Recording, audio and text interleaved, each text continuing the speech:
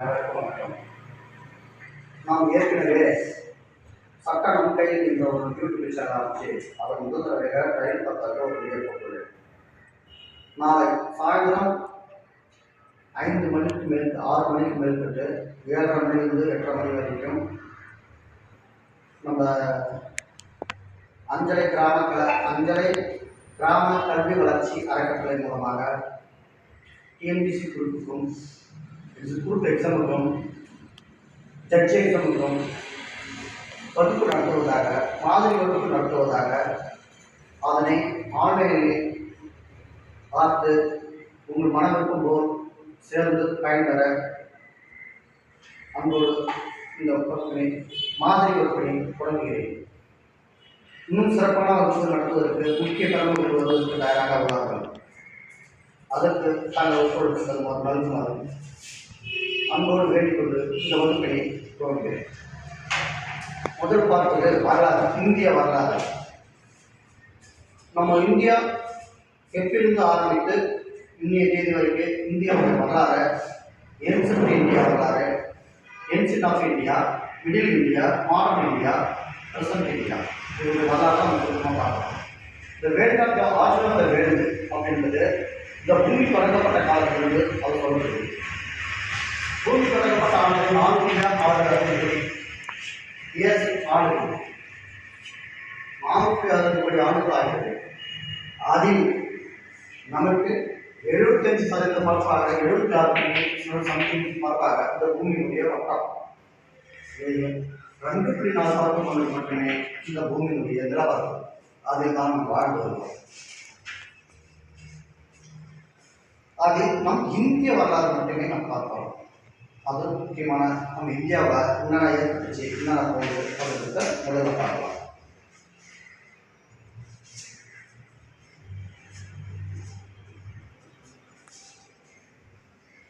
பண்டைய India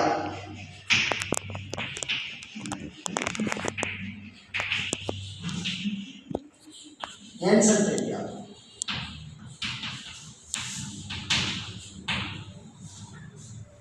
ஏன்சென்ட் India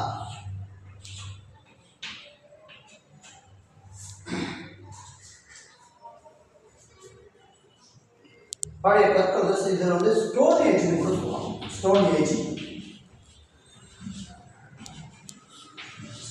period. Stone age period என்பது கற்காலம்.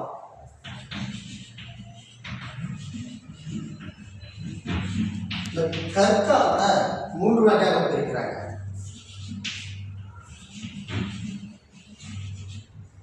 அதாவது பழைய கற்காலம் ஒன்று,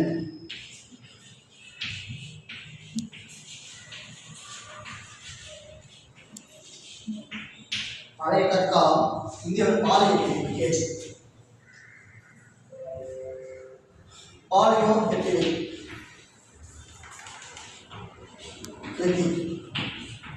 பீரியட். இதில் வந்து மறுபடியும் 2வது இடைக்கற்காலம்.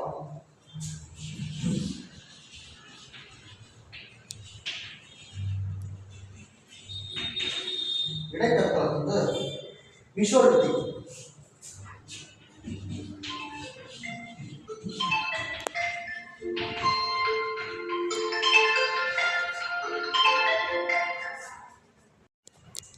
Mesolithic period.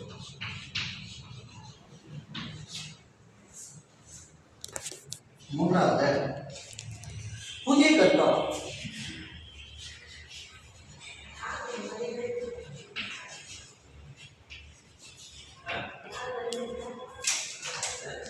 Neolithic.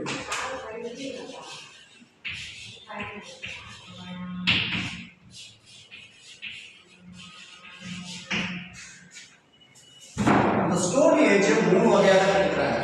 Stone age பழைய கற்காலம். பழைய கற்காலத்தில் வந்து 3 வகையாக பிரிக்கிறாங்க. 3 வகையில் வந்து பழைய கற்காலம், இடைக்கற்காலம், புதிய கற்காலம். பாலியோலித்திக், மெசோலித்திக், நியோலித்திக் என்று 3 வகை பிரிக்கப்பட்டது. அதில் சில விஷயங்கள் மட்டும் பார்த்து பற்றி பார்த்துட்டே இருக்கணும். இவங்க ஆரம்பத்தில் வந்து இந்துஸ் வேலி அவர் வந்து நம்ம இந்துக்கள் எப்படி வந்து இந்தியா என்பது இந்துக்கள் எப்படி வருது தான் இந்த வரலாறு. சிந்து சமவெளி நாகரிகத்திலிருந்து நம் இந்த நாகரிகம் தொடங்கியது. அதுதான் இந்த சுற்றுமா இந்துஸ் வேலி சிவிலைசேஷன்.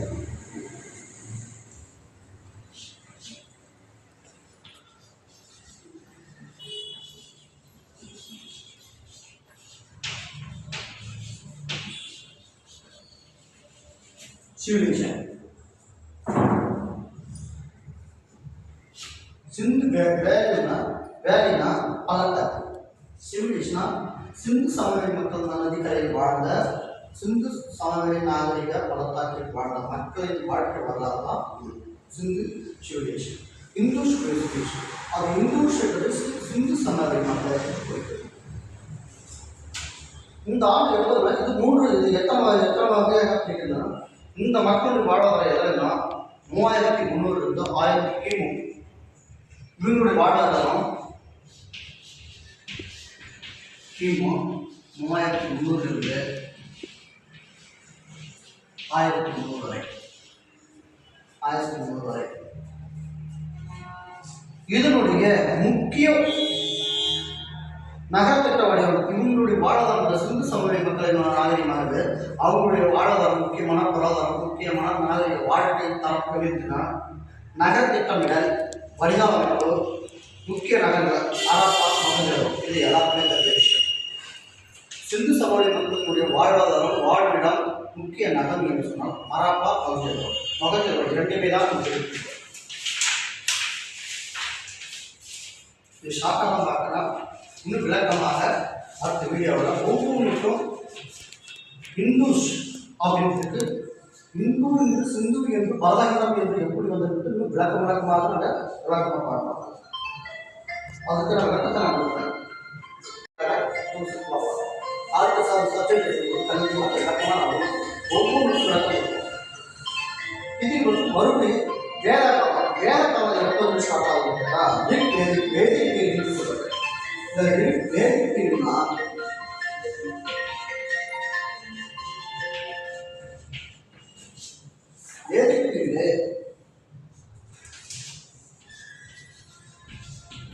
கிமு 1500 இருந்து 600 வரை.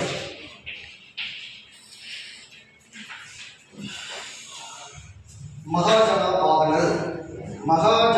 பாதங்கள்னா அரசர்களை பற்றி தான் சொல்றாங்க. ஆமாம், 16 மகாஜனங்கள் பதங்கள் என்று சொல்றது. 16 அரசர்களுக்கு பற்றியும் சொல்லப்பட்ட மகாஜன பதங்கள். அதற்கு மகாஜன பதங்களின் காலம் என்ற எப்பனா மகாஜன பதங்கள்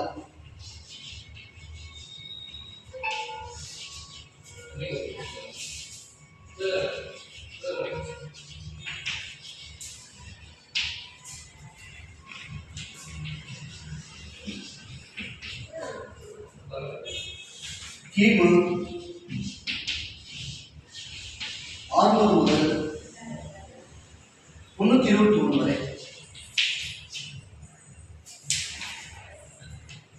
கிமு இந்த மூணு பண்டைய கால இந்தியாவுடைய முதல் ஆரம்ப கட்டம்னா ஸ்டோன் ஏஜ் பீரியட்.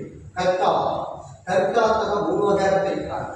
3 வகையாக என்னன்னு கேட்டால் பழைய கற்காலம், இடைக்கற்காலம், புதிய கற்காலம். இந்த பழைய கற்காலம், இடைக்கற்காலம், புதிய கற்காலத்தில் தோன்றிய மக்களினுடைய வாழ்வாதார நிலை இடங்கள் தான் இந்துஸ் வேலி சிவிலைசேஷன். கிமு 1300 to 1300. அப்பொழுதுதான் இடைக்கற்காலத்தில் வேதிக் பீரியட் தோன்றியது 1500 to 600 வரை. மகாஜன பதங்கள் அதுதான் அரசர்கள் தோன்றிய காலம் என்று சொல்றது. அந்த அரசர்கள் தோன்றிய காலங்கள் தான் மகாஜன பதங்கள் என்று சொல்லி கிமு 600 to 320 இவங்களுடைய வரலாறு தான் ஸ்டார்ட் ஆகும்.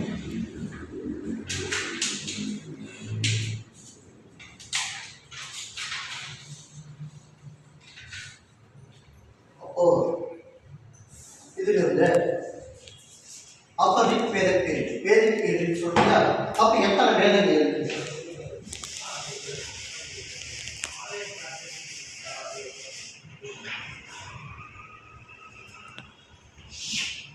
The kinds of Vedic.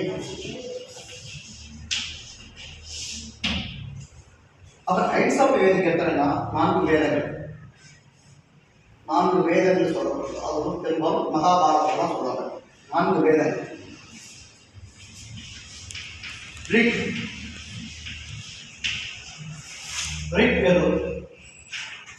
Yajur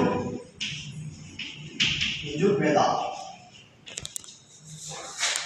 rig Yajur Samaveda.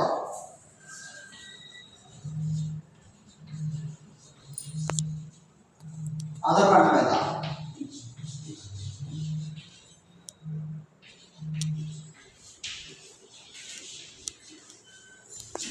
ஒரு மனிதனுடைய நம்ம இந்தியாவுடைய வரலாறு இதில் தான் ஸ்டார்ட் ஆகும். நாகரிக வாழ்க்கை, அரசு வாழ்க்கை, மெடிசின், மருத்துவம், நாகரிகம், பண்பாடு, வணிகம், மந்திரங்கள், தந்திரங்கள் அத்தனையும் இந்த 4 வேதங்களில் தான் ஸ்டார்ட் ஆகும்.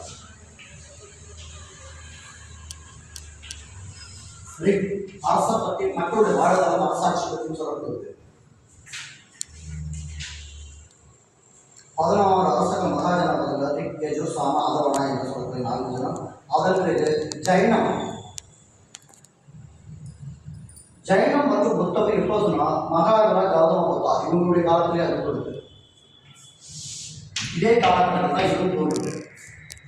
ஜைனம் புத்த மதம் இரண்டுமே. ஜைன மதத்தை தோற்றுவித்தவர் மகாவீரர். ஜைன மதத்தை தோற்றுவித்தவர் religions founded by Mahavira. Buddha founded Buddha religion founded by Gautama Buddha.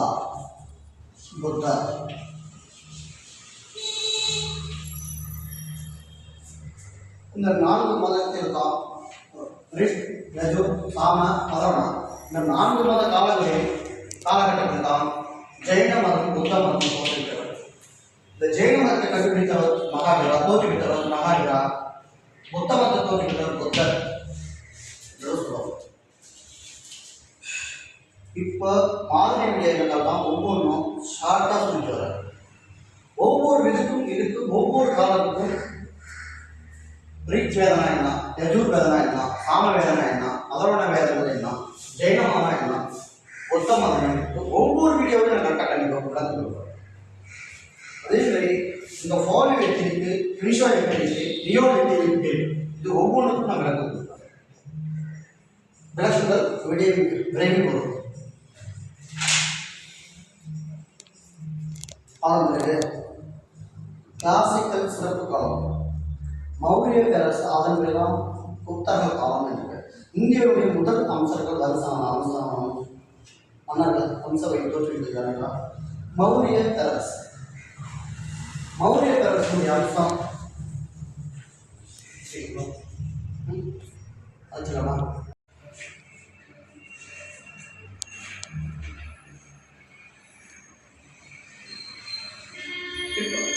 இப்போ வரலாற்று அனைவருக்குமே இந்திய வரலாறு நம்ம மேலோட்டமான வரலாறு மட்டுமே ஆரம்பிக்கிறோம்.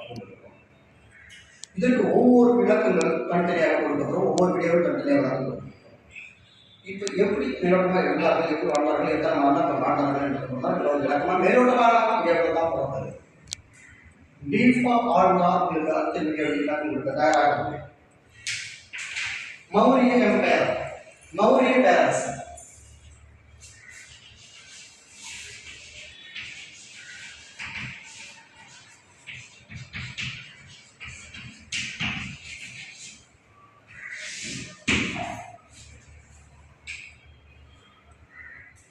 மௌரிய பேரரசுடைய முதல் அரசர் சந்திரகுப்த மௌரியர்.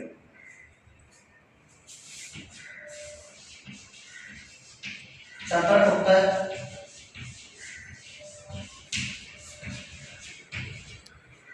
மௌரியர். சந்திரகுப்த மௌரியர் அதற்கு அடுத்து அசோகர்.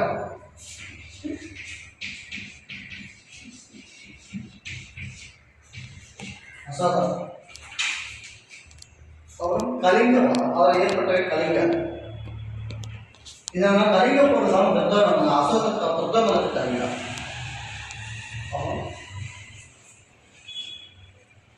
குப்த பேரரசு.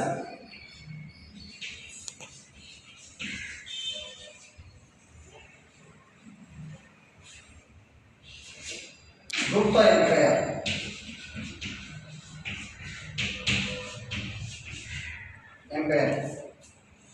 இந்தியாவின் குர்கா ஆட்சி.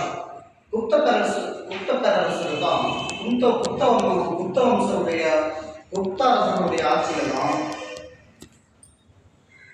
அறிவியல், கணிதம், இலக்கிய வளர்ச்சி தோற்றுவிட்டது. மௌரிய பேரரசுடைய எம்பையர்ல இவங்களுடைய வாழ்வாதாரம் எப்ப இருந்ததுன்னா கிமு 321 185 வரைக்கும். கிமு 321 185 வரைக்கும். இதுவே குப்த பேரரசுடைய ஆட்சி காலம் எதுனா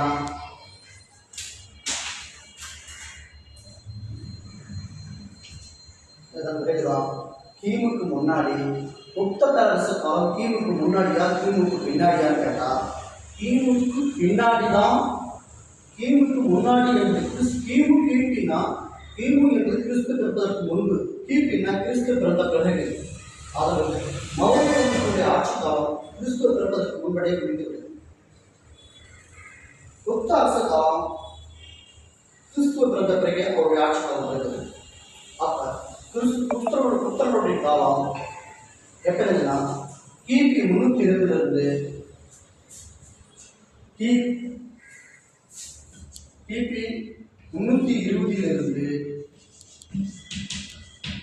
கிபி 320 550 வரை.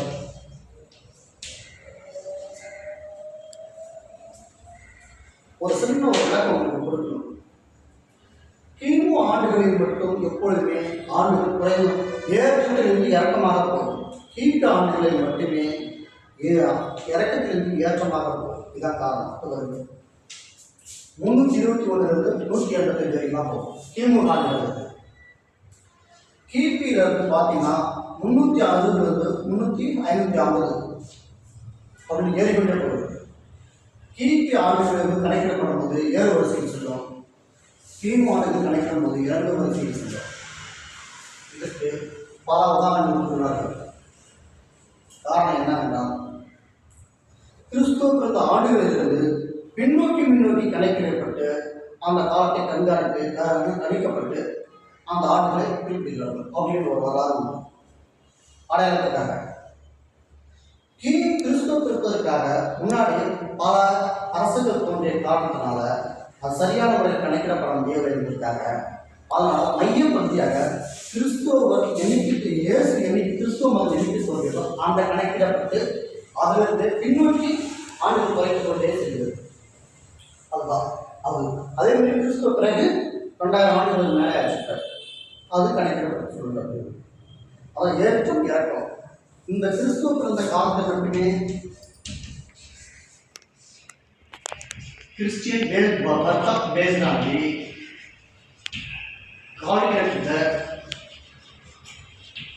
the history of India.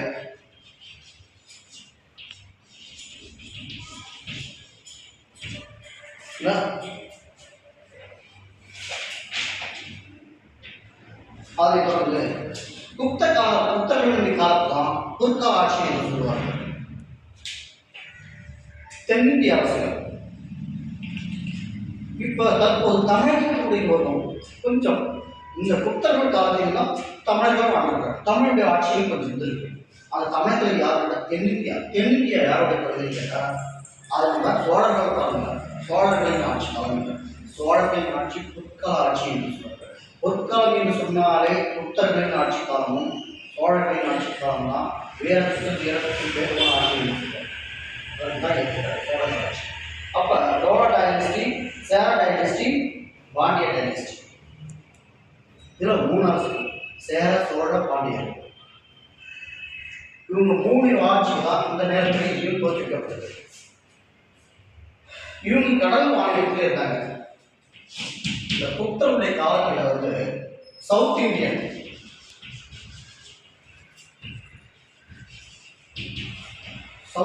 Kings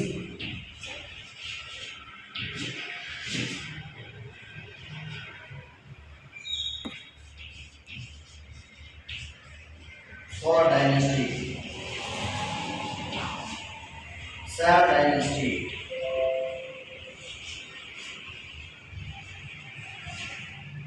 Pandya dynasty,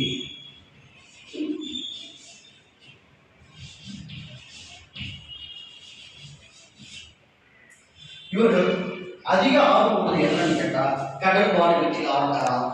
நாடு கடந்து சென்று கடல் வாணிபத்தின் மூலம் கப்பல் மூலம் வியாபாரம் செய்து வணிகத்தை பெருக்கி போக்குவரத்தாக உருவாக்கி வாணிபத்தில் ஈடுபட அதிக அக்கறை காட்டினார்கள். இவர்கள் சோழர்கள் சேர சோழ பாண்டியர்களுடைய ஆட்சி காலத்தில் வாணிபம் எதன் வழியாக கடல் வழியாக நடைபெற்றது. இது முக்கிய கேள்வி. கடல் வழியாக ஏற்பட்டுச்சு. புத்தர்கள் ஆட்சி காலத்தில் எது முக்கியமாக இருந்துச்சுன்னா கணிதம், இலக்கியம், அறிவியல், கணிதம், இலக்கிய வளர்ச்சி, இது 3 தான் முக்கியம்.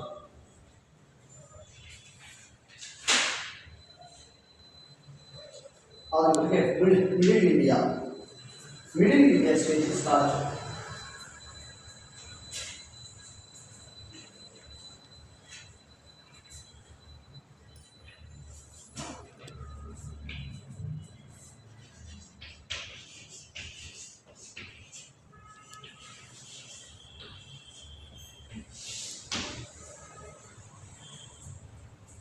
மிடில் இந்தியா பெரியது.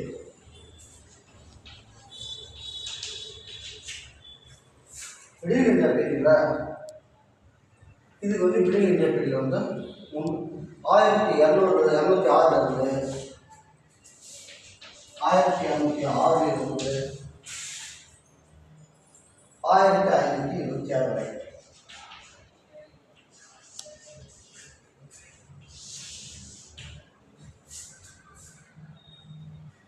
இதில் தில்லி சுல்தான்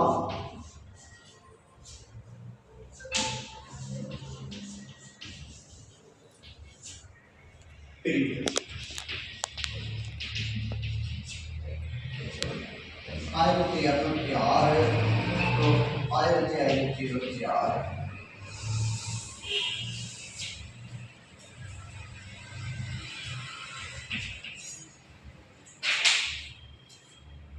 அதன் பிறகு முகலாய வம்சம்.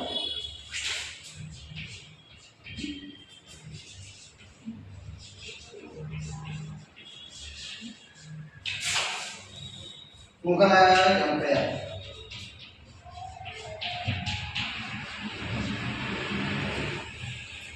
இவர்களுடைய காலம் 1526 இருந்து 1857 வரை. முகலாய மன்னர்கள் தான் நிறைய மன்னர்கள் தோன்றி இந்தியா ஒரு நவீன காலத்துக்கு உற்சாகத்திற்கு வித்திட்டது தான். அதன் முறை தான் டச்சு கப்பல், பிரெஞ்சுக்காரர்கள் என்று ஒவ்வொன்றாக நம்ம இந்தியாவுடைய ஆக்கிரமிப்பு செய்வதற்காக வந்தார் கடற்பாணிப்பு மூலமாக. இதில் வந்து முக்கிய வாசகர்கள் யாருன்னா பாபர், அக்பர், ஷாஜகான், தாஜ்மஹால். இதுதான் இவங்களோட முக்கிய கலாச்சாரம். அதாவது 1498 தான் முதல் பிரிட்டிஷ்காரர்களே இந்தியாவுக்கு நுழையிறாங்க. ஐரோப்பியர்கள் வரை. அதன் பிறகு ஐரோப்பியர்கள் வருங்க பிரிட்டிஷ் இந்தியா.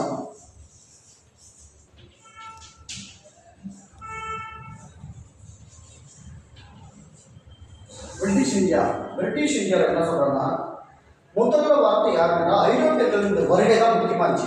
அந்த ஐரோப்பியர்களோட முக்கிய காரணம் போர்த்துகீசியர் 1498 வராங்க.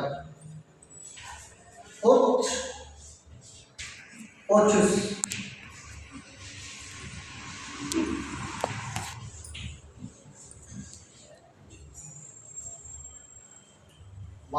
யார் வந்து சேர்க்கிறவராக இருக்கணும். அப்ப அதன் பிறகு அடுத்து அவரோட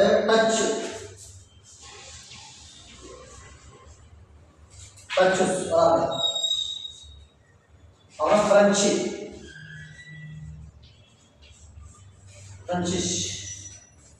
அப்புறம்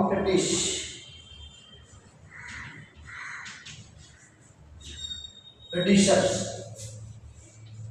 இவங்களுடைய காலம் 1601 ஸ்டார்ட் ஆகும். இதுக்கு முன்னாடி போர்ச்சுகீஸ் சில காலம் வாழ்ந்துட்டு போயிட்டாங்க.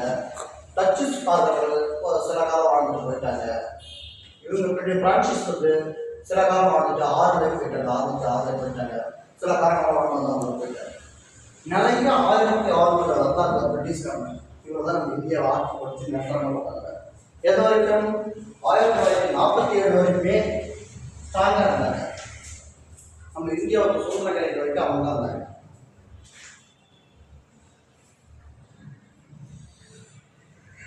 இது எதுக்காக பிரிட்டிஷ்காரங்க வந்து நம்ம இந்தியாவில் எதை வச்சு ஸ்டார்ட் பண்ணாங்கன்னா ஈஸ்ட் இந்தியா கிழக்கிந்தியா கம்பெனி ஸ்டார்ட் பண்ணாங்க.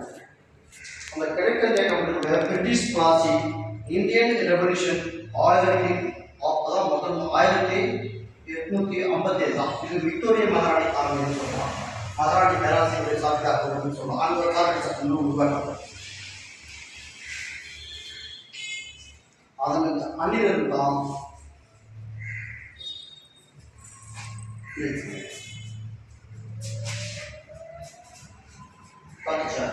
இது எல்லாரும் மேலோட்டமாக வரலாறு. எத்தனை யார் வந்தாங்க, யார் பேர் என்ன விஷயம் அப்படின்னு மேலோட்டமாக சொல்றாங்க. வரலாறு ஆரம்பத்திலிருந்து இன்றைய காலகட்டத்தில் மேலோட்டமான வரலாறு என்று தான். இதற்கு ஒவ்வொன்றுக்கும் விளக்கமாக ஒவ்வொரு நாளும் ஒவ்வொரு வியப்படும்.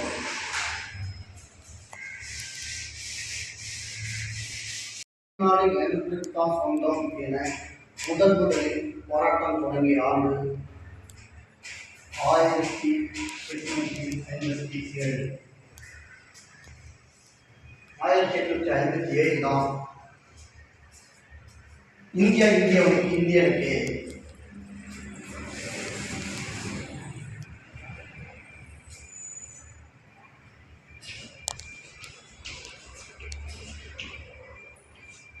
இந்திய போராட்டம் ஆரம்பம்.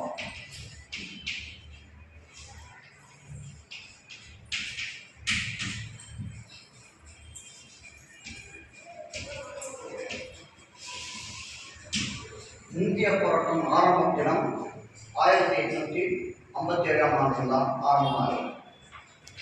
ஒரு பன்றி கொழுப்பினை துப்பாக்கி தலைவர்களுக்காக பிளாஸ்டிக் ரோல் ஸ்டார்ட் பண்ணி அதில் ஏற்பட்டது விளைவாக மக்களை கொன்று குவிக்க தொடங்கிய காலமா இந்தியர்கள் வெகுண்டு எழுந்த காலம்.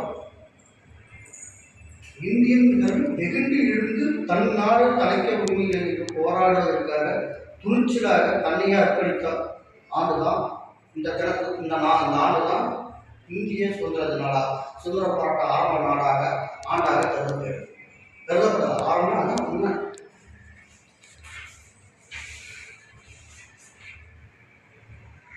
அதனை தொடர்ந்துதான் நேஷனல் காங்கிரஸ் அதற்கு முக்கியத்துவம். 1900 இந்திய காங்கிரஸ். இந்த கேள்வி முக்கியமான கேள்வி. இது அனைத்து கொஸ்டின்லேயும் வரும். நல்லபடியாக எல்லா கேள்வியும் இந்த கேள்வி வரும். இந்திய காங்கிரஸ் தொடங்கப்பட்ட ஆண்டு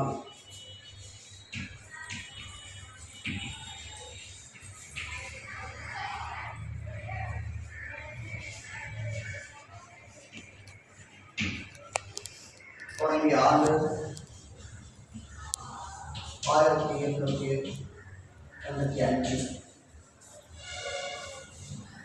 இது யார் ஸ்டார்ட் பண்ணாங்கன்னா ஏஓக்கியம் அப்படின்னு ஏக்கியம் அப்படின்னு சொல்லுவாங்க.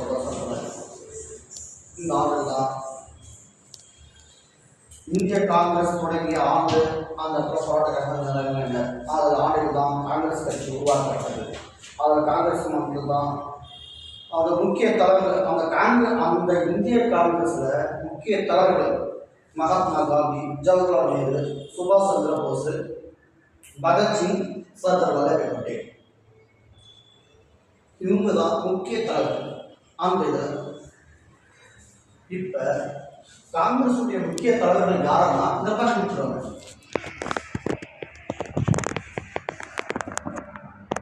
மகாத்மா,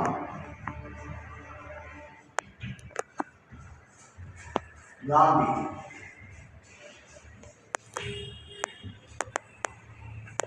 ஸ்பீச் நல்லா கேட்கிறேன். மகாத்மா ஜவஹர்லால் நேரு,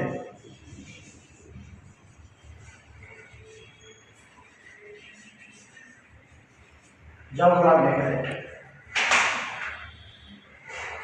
சுபாஷ் சந்திர போஸ்,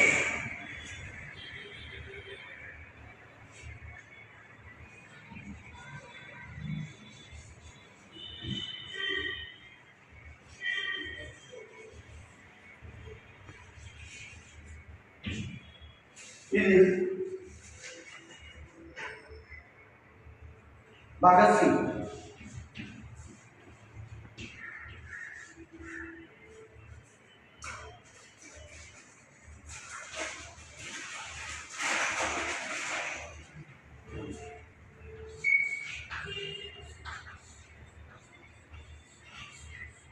பகத்சிங்,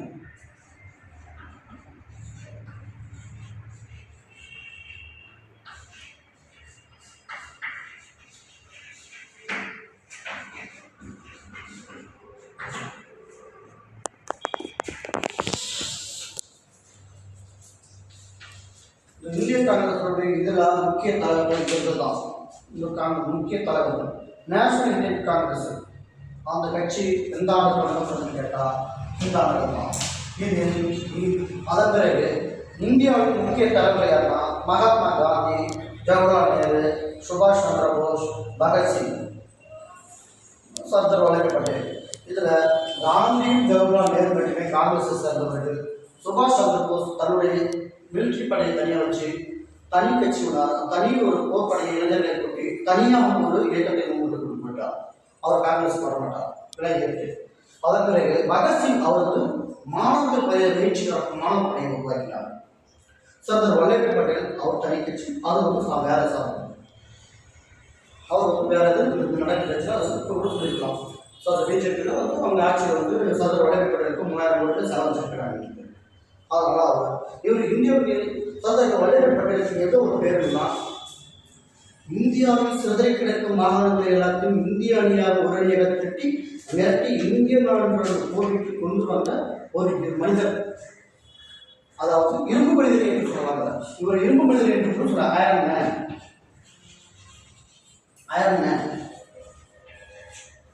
என்று பேர சொல்லுவாங்க.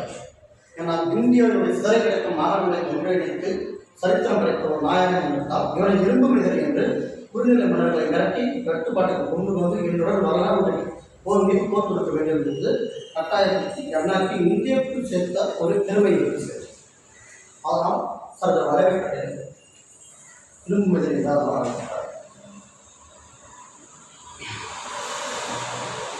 அதன் பிறகு மூன்று இந்தியாவுக்கு சொந்த போராட்டத்தில் இந்தியாவுக்கு 3 முக்கியமான இடங்களாக இருந்துச்சு. அது movement of the important Indian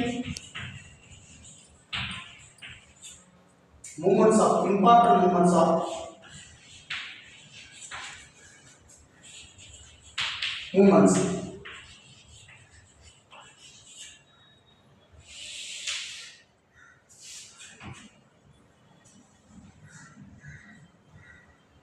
Non-cooperation of movement.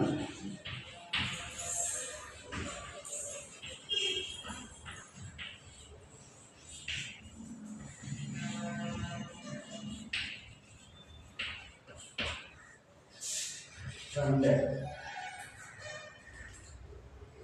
civil disobedience of movement.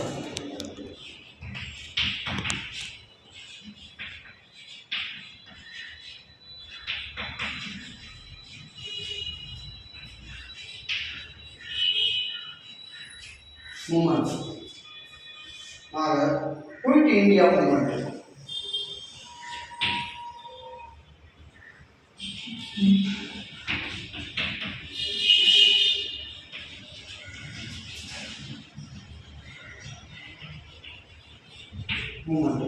இந்த 3 தான் இந்தியாவுக்கு சுதந்திரம் வாங்கி கொடுத்ததாக சொல்றாங்க. நான் cooperation of moment.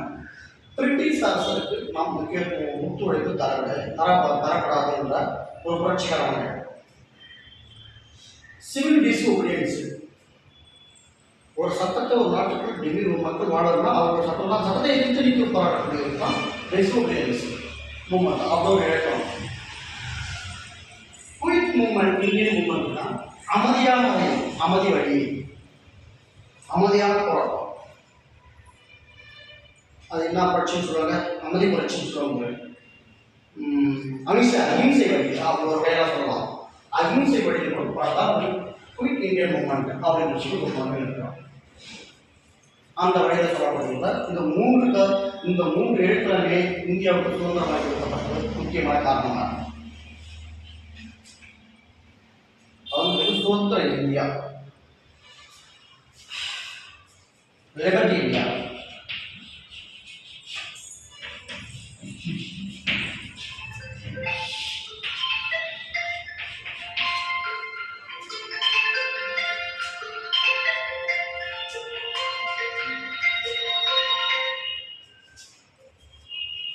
India Pakistan விளைவு, இந்தோ பாகிஸ்தான்.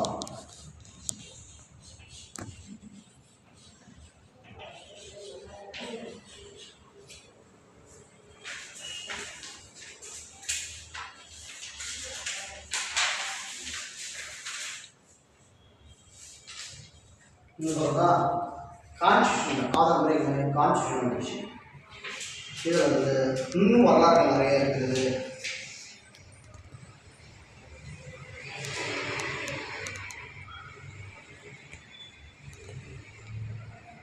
இப்போ ஆதார் முறையில் இந்தியா நடந்துச்சு, கான்ஸ்டியூஷன் எப்படி எழுதப்பட்டுச்சு, என்ன பண்ணுச்சு, எப்படி வந்துச்சு அப்படின்றத நம்ம இந்திய அரசியலமைப்பு சட்டம் நடத்தும்போது அதில் ஒரு விளக்கமாக கொடுக்குறாரு. இப்போ இது வரைக்கும் இந்திய ஆரம்ப காலத்துல என்னென்ன காட்சிகள் எந்தெந்த காலத்தில் வந்துச்சுன்றத சும்மா சிம்பிளாக அந்த இயர் ஆண்டோட ஒரு மென்ஷன் பண்ணிருக்காங்க.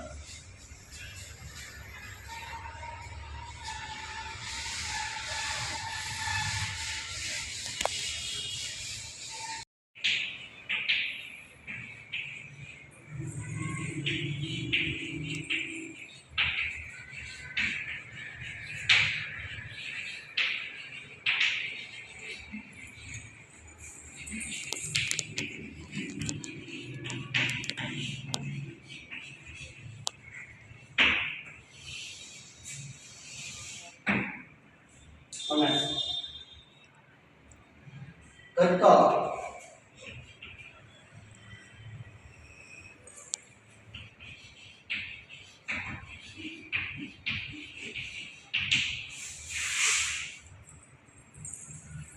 கற்காலம்,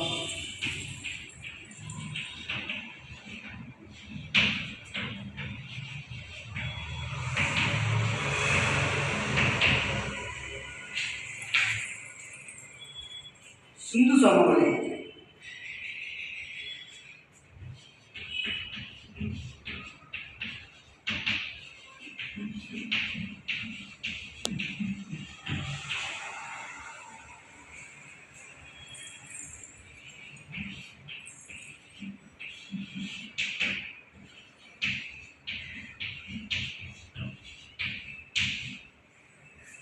வேதகாலம்,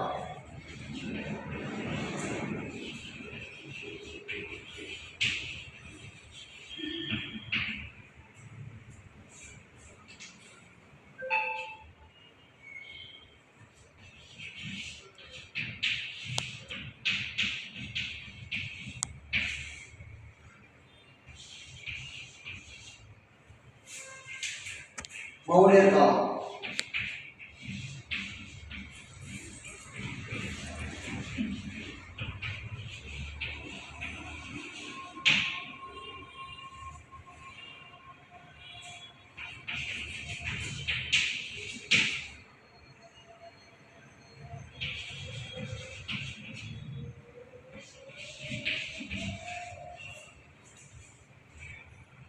குப்தர் காலம்,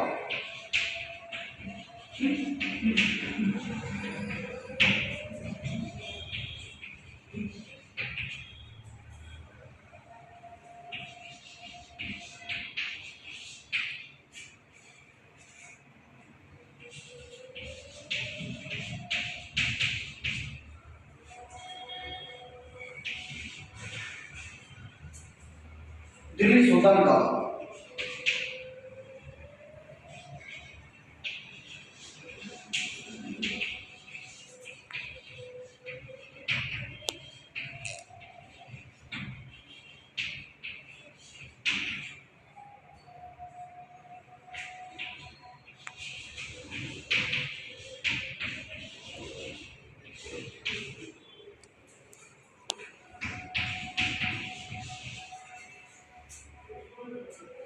முகலாய காலம்.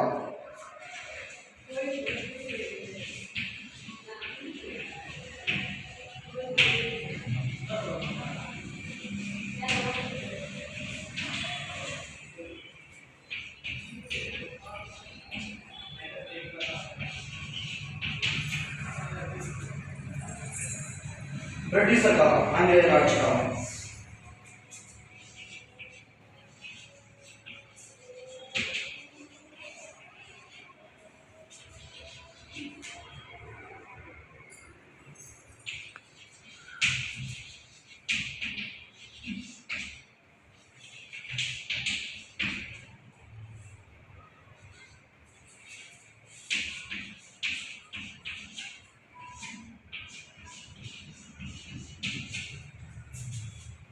சுதந்திர இந்தியா.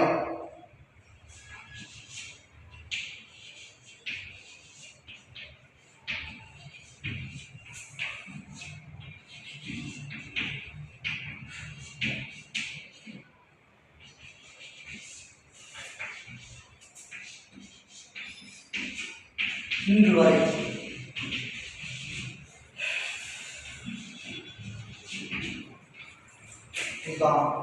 இந்த காலகட்டத்தில் தான் நாம் இங்கே இந்தியர்களுடைய பாரதம் அடைந்துள்ளது. இதுதான் இந்தியாவுடைய மொத்தம் சுருக்கமான காலங்கள் வாழ்நாள் காலங்கள் இருக்கலாம். கரெக்டாக இத்தனை 25 லட்சம் ஆண்டுகள் வரைக்கும் சிந்து சமவெளி கிமு 3300 1300 வரை, வேத காலம் கிமு 1500 600 வரை, மௌரிய காலம் கிமு 321 185 வரை, உத்தர காலமா கிபி 320 560 வரை கிபி, தில்லி சுல்தான் காலம் கிபி 1206 1526, முகலாய காலம் கிபி 1526 1850 வரை, ஆங்கிலேயர்கள் ஆட்சி காலம் 1757 1945 சுதந்திர இந்தியா சுதந்திரம் அடைகிறது. சுதந்திர இந்தியா கேட்டால் 1947 இன்றைய வரைக்கும் நம்ம இந்தியாவிலே ஆரம்பிக்கிறோம். இதான் இந்தியாவுடைய சுருக்க வரலாறு, மேலோட்டமான வரலாறு. இது எல்லாமே முழுக்க மேலோட்டமாக சொல்லப்பட்டது. இது ஒவ்வொன்றும் விளக்கமாக சொல்லணும்னா ஒவ்வொரு வீடியோவும் ஒவ்வொரு நாளும் வந்து கொண்டிருக்கும். இந்த வீடியோவுடைய விளக்கம் துல்லியமாக இந்திய வரலாற்றை கணக்கிடப்பட்டு உங்களுக்கு விளக்கம் கொடுக்கிறோம். இந்த வீடியோவில் இந்த வகுப்பில் சின்ன கரெக்ஷன் இருந்தாலும் எங்களை மன்னித்து ஆரம்பங்களை எங்கள் துவக்கத்தை இருக்கிற நிலையில் சில பதட்டங்களும் இருக்கலாம், சில தவறுகள் இருக்கலாம், சில அனுபவம் குறைவாகவும் இருக்கலாம். அதனால் எங்களை வரவேற்று எங்களுடைய எதிர்காலத்தை ஊக்குவிக்க கொடுக்குமாறு எல்லோருக்கும் ஆர்வமுடன் கேட்டுக்கொள்கிறேன்.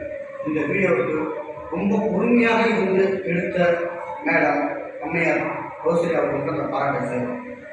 அவங்களாம் முக்கியமாக செஞ்சாங்க. அவங்களுக்கு நீங்கள் முக்கியம். நல்லதை வெளியே சொல்லுங்கள். நாங்கள் செய்யும் தவறை நேரில் சுற்றி காட்டுவோம். இவை எங்களுக்கு திருத்திக் கொள்ள ஒரு வாய்ப்பில்லை. இந்த அஞ்சலை